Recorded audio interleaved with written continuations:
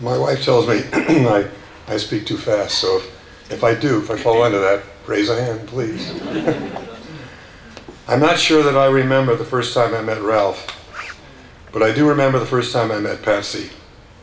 It was 77 years ago, and Patsy was the name she went by, at least to our family. She was the only female cousin I had among a slew of males. My mother was taking me east to meet her brother Kenneth, and my Uncle George and Aunt Miggy, who was my mother's sister, all for the first time at their home in Kew Gardens, Queens, New York. But it was Patsy I was eager to meet, all coming from my mother, who had a seemingly special affection for her one and only niece. What I met was this looming athletic figure, towering over me, looking down at me with a sort of complexity as though I were at best akin to fermenting yeast.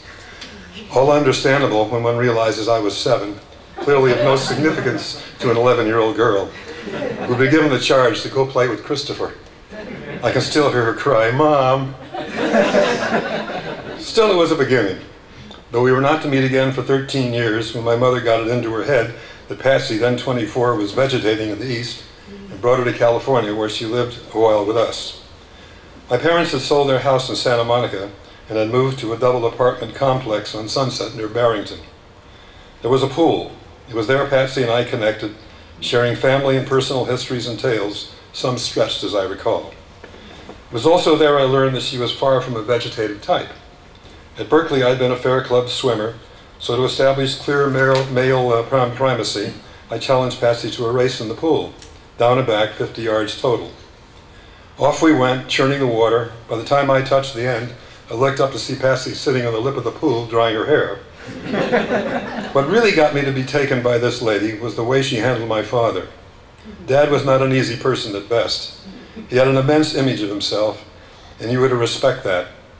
Someone in his professional world had dubbed him Pasha, the absolute monarch of a very small clique. He loved the name, one and all. He loved the name, and one and all called him by it, daring not to do otherwise, except Patsy. Standing toe-to-toe, eyeball to eyeball, she called him Uncle Edwin. Whether she was challenging tyranny, I was never to know, but I loved it. True to my mother's expectations, Patsy flourished, especially when she met Ralph. Most of you here, especially family and colleagues, knew Ralph better than I, but the times I was with him were memorable. A lovely spring rain of a man. There was always that look on his face that seemed about to break into a smile. Always positive. I never heard him speak ill of anyone. Never heard him brag about his accomplishments, except one, his children, Lisa, David, and Annie. That was the exception, and in that he was joined by Patsy.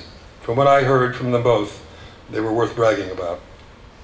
At times over the decades, Ralph and I would see each other, then maybe not for a while, but when we did, he'd always greet me and my wife Lorraine as persons of genuine importance to him.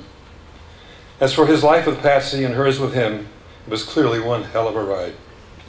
My mother is probably looking down with a grin, taking credit for it all, but I don't know. I think they both brought a lot to the table.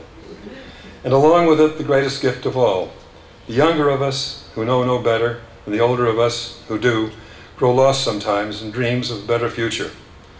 Patsy and Ralph didn't. They lived it. Somewhere there was a great squealing and grinding. The wheel of humanity has lost a couple of bearings.